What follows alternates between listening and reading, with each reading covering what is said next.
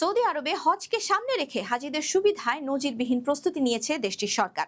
দেশটির transport general authority জানিয়েছে, হজ যাত্রীদের সেবায় এবার 33,000-এর বেশি বাস এবং প্রায় 5,000 ট্যাক্সি প্রস্তুত রাখা হয়েছে।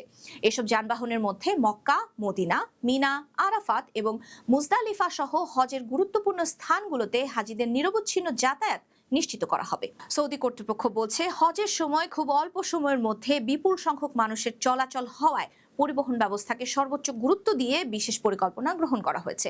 যানবাহনের ফিটনেস পরীক্ষা, চালকদের প্রশিক্ষণ, নির্ধারিত ভাড়া নিশ্চিত করা এবং যাত্রী নিরাপত্তা বজায় রাখতে কঠোর নজরদারি চালানো হবে। এছাড়া বাসগুলোর চলাচল আধুনিক জিপিএস প্রযুক্তির মাধ্যমে পর্যবেক্ষণ করা হবে, যাতে কোথাও অতিরিক্ত চাপ বা যানজট তৈরি হলে দ্রুত তা সমাধান করা যায়। হজ যাত্রীদের নির্বিঘ্ন চলাচল নিশ্চিত করতে বিশেষ অপারেশন টিমও সার্বক্ষণিক কাজ করবে।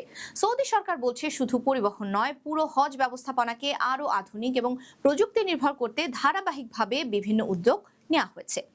ইতোমধ্যে মক্কা ও পবিত্র স্থানগুলোতে অবকাঠামোগত উন্নয়ন, নতুন মেট্রো ও বিমানবন্দর পরিকল্পনা সহ বড় বড় প্রকল্প বাস্তবায়নের পথে রয়েছে। কর্তৃপক্ষের আশা, এসব সমন্বিত ব্যবস্থার ফলে এবার বিশ্বের বিভিন্ন দেশ থেকে আগত হাজিরা আরও উন্নত, নিরাপদ ও আরামদায়ক পরিবহন সেবা পাবে।